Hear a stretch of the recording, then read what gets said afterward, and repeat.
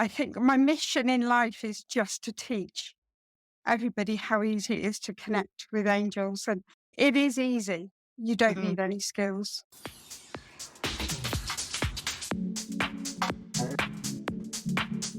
Welcome back to Tech Talks and Soul Walks with myself, Julie Kubiak. So today it's the first Soul Walks episode, and I'm here to introduce to you Sophie Rose.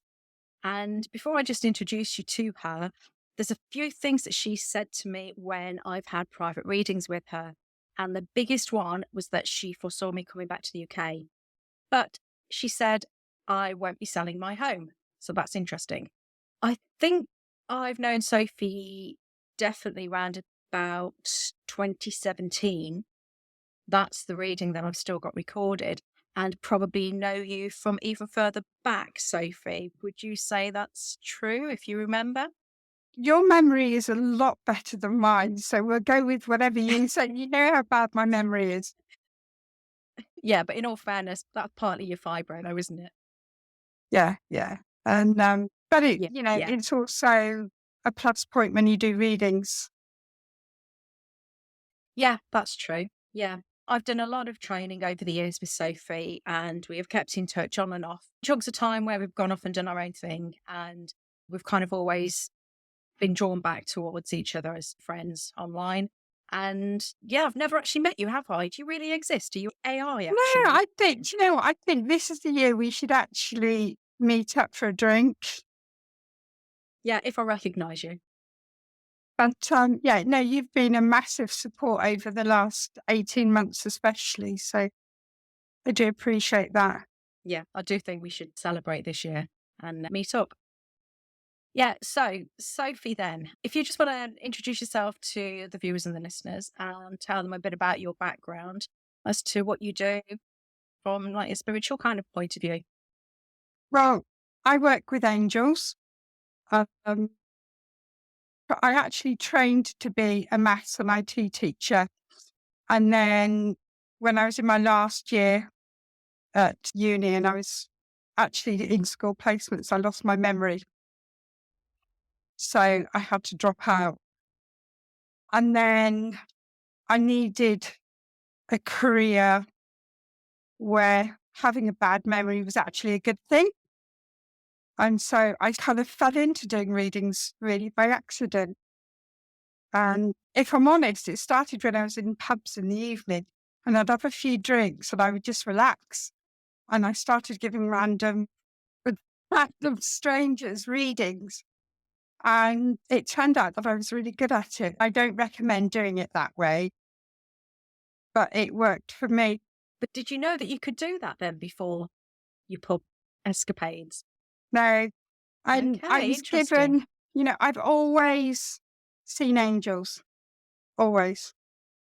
And to me, it was normal. And I thought everybody's best friends were angels.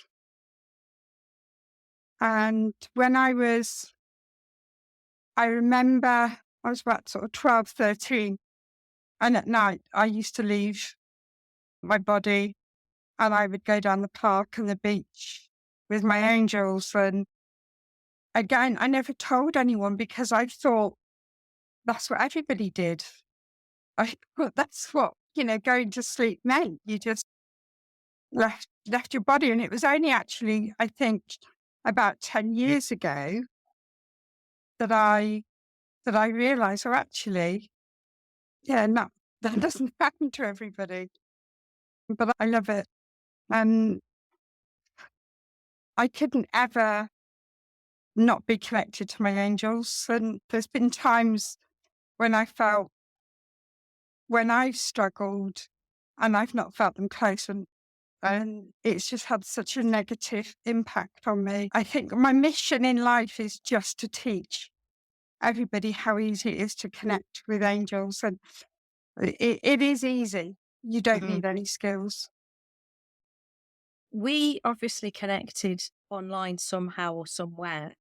I can't remember if it was through Facebook or with YouTube, because I know you used to be on YouTube. And I did quite a few of loads of your angel training courses. Is that something you still do now then?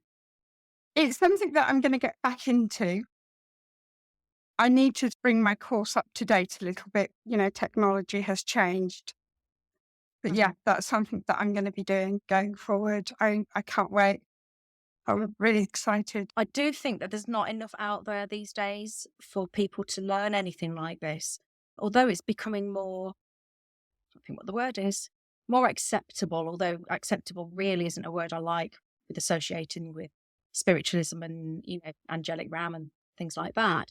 But it's becoming the more norm, people wanting to find out information. So that would be good. I mean, even if I was to nudge you along a bit and say, come on, get these courses refreshed and get them out there, that would be good. So just as an aside, if anyone's interested, we're going to obviously talk a bit about angels today, but there's a hell of a lot of information out there if that's what you're interested in. So we'll put the links below and just keep following. And when Sophie's got everything ready, then we'll pass the information on. Sophie, then, angels, what was the earliest recollection of you seeing them? The earliest angel that I can remember seeing was, I think I was about 8, 9, and I was in church in the evening and just nodding off, as you do during the sermon. And there was this beautiful angel in the window. And now behind the window, there was no street lights. It was the church hall, and it was shut down. It was closed. There was no lights shining on or anything. And it was more the traditional angel that you draw when you're at school. Do you happen to see my drawings, though? No, but throughout the years, the way that I have seen angels has changed as I've grown and I've changed. And the one thing with angels is they will show themselves to you in whatever form makes you comfortable. Okay, so let's just pause that just there a minute, because I've recently seen on Facebook, I don't know where I saw it, but I was then drawn to research it on YouTube. The seraphim. Have you heard of the seraphim at all? I have heard. I believe what they are different types of angels. And don't quote me on this. I know I'm putting it out on my podcast.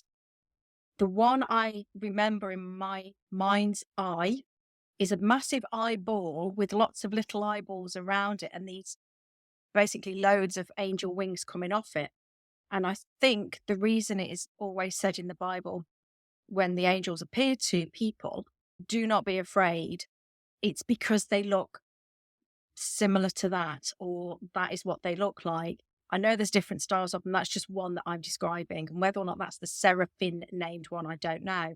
I take it you're not talking about those kind of angels then. You're talking No. human-esque style with wings, like on a Christmas card. No, most of the time when I've seen angels, they're almost like, how can I describe? It's almost like bits of blue silk blowing in the wind. So you're seeing the energy then, maybe? The thing is, I think different people have different gifts and they see things differently. And my strongest is I'm clairsentient and I'm clairaudient. Do you want to just explain those two in case anybody isn't aware of what they are? So clairsentient is you just sense things and I will feel things, and clairaudient is hearing. And bizarrely enough, I'm completely deaf in my right ear. I have one ear that I hear you from, and the other ear that I tend to hear my angels. Interesting.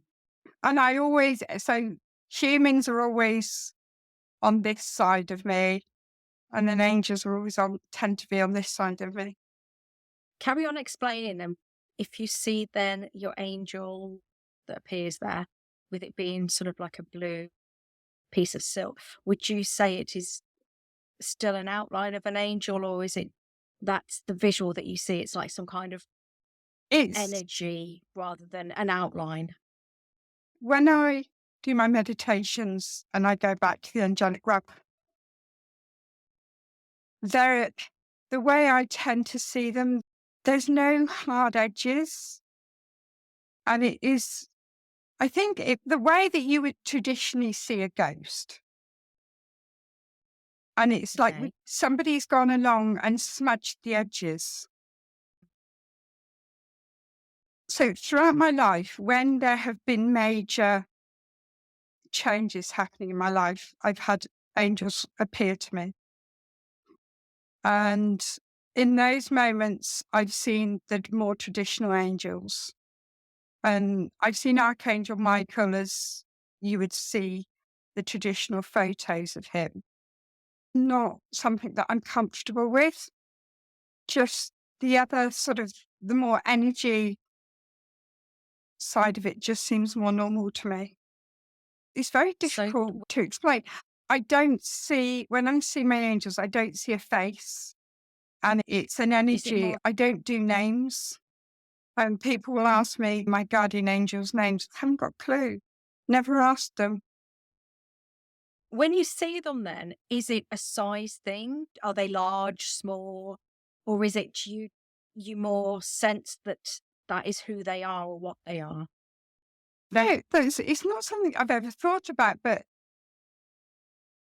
I don't know whether it's how they've shown themselves to me, but they've Right. always seemed to be that much, just a little bit bigger than me. So Mm. as I've grown, they've grown. And I don't know whether that is just because if I saw them in maybe in their full size, that it would scare me. Possibly. And do you see or sense, apart from obviously the blue, does each different one have a different color or are they all just the same? I tend, I tend not to see them in color, but I tend to see things in black and white. I'm still working on my clairvoyance, which is seeing. They were definitely, I would say, the more pastel colors is what I see. But Mm. I don't know whether that, again, is just something that I'm comfortable with. Because I'm very And much aware that different people see different things. They want us to be comfortable, and they don't want to intimidate yeah. us. They don't want to frighten us. So then if you don't see them as an actual angel and let's say you just know that they're there, how would you interpret it as an angel rather than a spirit guide? Or how would you know in your own world what the difference is, if that makes sense? When I see spirit, I tend to see them as people. And certainly if I see my spirit guides, I could tell you what my spirit guides look like. And my spirit guides have given me their names. I can't remember them. I'm absolutely terrible with names anyway. But I can describe them and I know how they look. And the same is if I do mediumship, which is not something I do very often, I can describe them. And because, I will see them as people. It's just the angelic realms that tends to be more of an energy. With the angelic realm, the reason I was drawn to learning about them, and like I say, I can't remember how we met, but I'm pretty certain it would have been some kind of video or Facebook group, something like that. But it was because it's a softer approach into connecting with something. And rather than trying to connect with spirits and doing mediumship, I was drawn obviously to the softer side, connecting with the angels because it is easier. So you said at the beginning then that it is easy for anyone to do this. How easy is it? Obviously I know, but somebody listening, if Do you they know, thought, if you, is it really that easy? yeah, do you know what? If you have never worked with angels, just say hi. That's it. And without thinking, that first response is from them. And as soon as you engage your brain, then you start taking over, but it's that instant thought. And in my experiences, your response from your angels will be unique to you because they will talk to you in the way that you understand. They will have your sense. They will have your sense of humor. They'll use your Mhm. vocabulary. Mhm. Ask for a sign. And, if you're not sure, just say, look, show me a sign, angels, that you're there. And Right. you will get that sign So, within 24 hours. And if you don't, or if you're not sure, say, look, I'm not sure. Can you send me another one? You don't need to light a certain candle or, you can do those things. You can have an angel altar. You can do all of those things if it makes you happy. so they don't have to ground and protect or do anything else that other people would do if they were connecting with spirits, let's say, and doing I mediumship. always, always ground and protect from working with spirit. Always. I have never grounded and protected when I've been working with my angels. So typically, then, you could talk to your angels at any time of the day or night, just as though they were a friend in the room, let's say. I, yeah, I've always spoke to them. And it's, the earliest memory that I have of talking to them is when I was 4. And that's my first ever memory. And that was just that talking to them and just the same as we're talking. And I think, I think a lot of people that say that they have imaginary friends as children are probably just talking to their angels. And, we've all got our own guardian angels. And they will always interfere if it's life or death. And if it's not your time and something happens, they will interfere. But apart from that, they won't interfere in your life unless you give them permission. They will always honor your own free will. So it's a case of speaking up if you want them to hear you, then. Yeah. If you're struggling to connect with your angels, I will always help anyone that's in that position. And for me, it's not about money. It's not about getting my name out there. It's just, I want to help as many people as I can to connect with their angels. You've seen yourself and the difference that they make in my life and how, I've gone through such a difficult 18 months. And I don't think that I would have got through it on my own. Think like some people do have the church as something or somewhere that they can go to, religion, let's say, as their point of call if they're feeling, in distress or having hard times. But I do know with yourself, it's angels. And you don't need to go anywhere to be speaking to your angels. And they're just there 24/7, aren't they? Thank God you can't actually hear and see them, because I think I would freak out if they were constantly chattering in the background. My favourite place for talking to the angels is normally when I'm washing up or I'm sat on the loo. It's just, you're not doing, your mind's, is free. And yeah, I kind of had my best conversations with angels in the bathroom. So if you're in the shower then and you're sort of cleansing your energy, spiritual people on here will understand what I'm talking about. Sometimes it's the best place to ground, protect, clear, cleanse and everything. Do you normally find that you can connect with them then? Is that a good time as well? Oh, it's a brilliant time. I know that I've had a couple of messages for you when I've been in the shower. I've come out and it's like, oh, and it's this whole thing. It's like with meditation, I always thought that meditation, you have to sit cross-legged and kind of do this with your fingers or whatever it is you're meant to do. And I can't do that. I can't sit with my eyes closed for longer than about 10 minutes. I can't. I can't do it. And Mm. I do a lot of walking meditation. things don't have to, they're not difficult.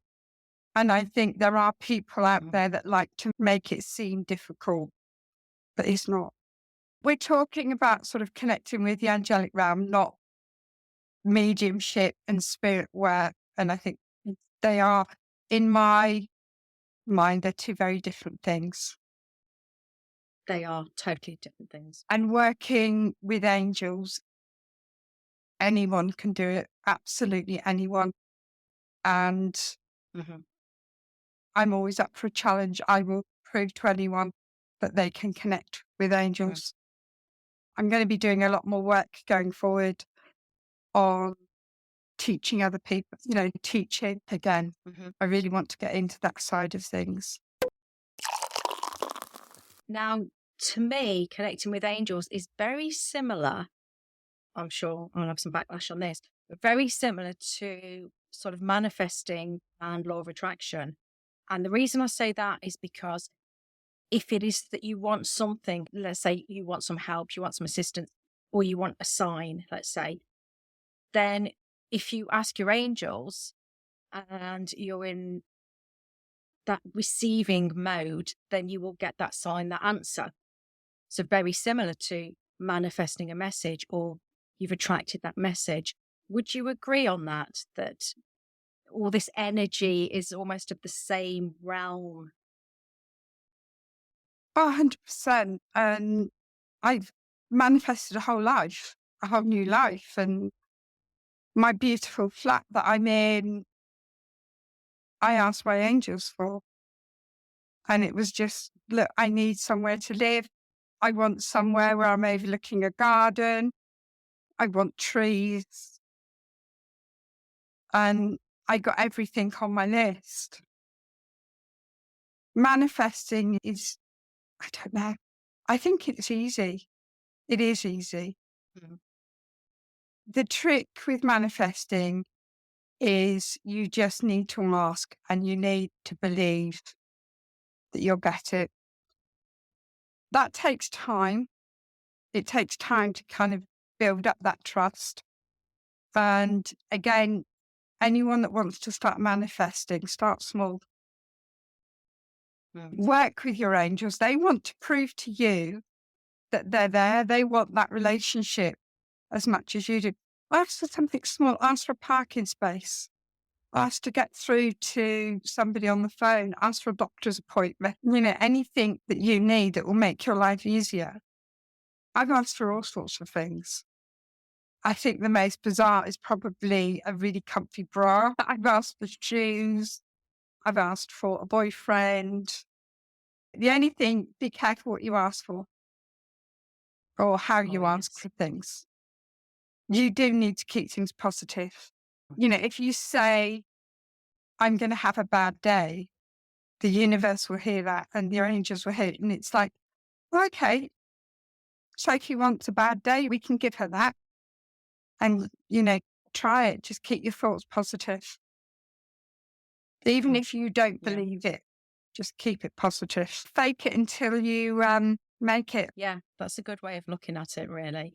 And I do think this is why the sort of connecting with angels is very similar to, like I said, law of attraction and manifesting, because it's that positivity, isn't it? And if you've got a positive outlook, things will be positive around you. And that makes it easier then for manifesting or attracting what it is that you want.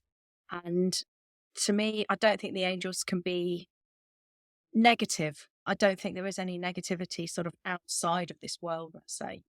But apart from asking for the place that you're in at the minute, have there been any other times where they've actually delivered you something or, gone above and beyond more than you would have expected just by saying something simple and they've given you more? I've got 4 sons and grandsons. And in my heart, I've always wanted a daughter and I've always wanted a granddaughter. It's not something that I ever asked for because I just didn't think it was going to happen. It's always been kind of there and it would be like, oh, do you know what? It'd be really nice if I could have this. And they've taken that, and now I have my beautiful daughter, and she's my niece, and they brought the two of us together when we both were at a low point and we both needed each other. And I think the only thing that you kind of need to remember is it's a two-way thing, and they will give you all that you want, but they will also ask you to give of yourself. And my daughter and I are really close. We've got a really close bond. She's got a beautiful daughter. That relationship only come about because of the hard work we both put into that. Does that make sense? Yeah.